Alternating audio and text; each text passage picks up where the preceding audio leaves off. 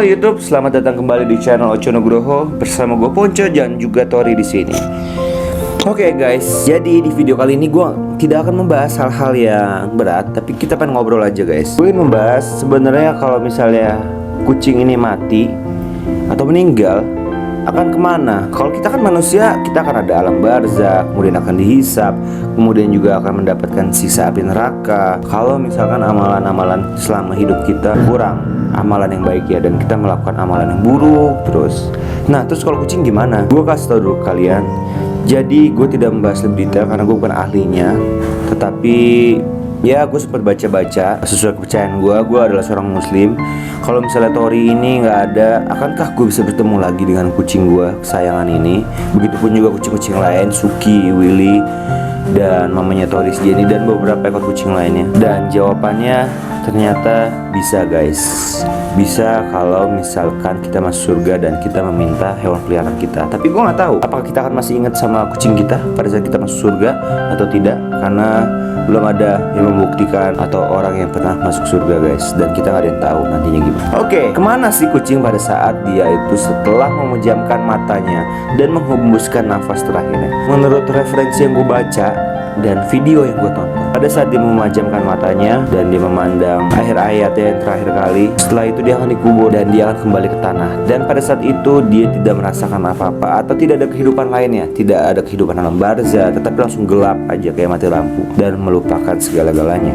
Ada beberapa video juga yang gue tonton, ternyata kita itu bisa ketemu sama kucing kita pada saat kita ingin menyeberangi jembatan Shiratal Mustaqim. Kemudian katanya kucing ini bisa membantu kita, kucing yang kita pelihara ya, dengan sepenuh hati, tulus dan ikhlas, kita kasih sayang dan menemani kita selama kita hidup, itu bisa membantu kita untuk melewati jembatan ini, karena kita nanti akan disupport sama dia selama kita berbuat baik dan merawatnya secara tulus dan ikhlas selama si kucing ini hidup sama kita. Setelah itu kucing ini akan dibangkitkan atau tidak? Setelah gue baca-baca dan gue nonton videonya, ternyata kucing ini akan juga dibangkitkan pada saat penghisapan. Jadi setelah yang gue baca atau yang gue tahu, setiap makhluk bernyawa yang ada di muka bumi ini akan dibangkitkan kembali pada hari akhir untuk mempertanggungjawabkan perbuatan-perbuatannya yang dia perbuat selama di dunia.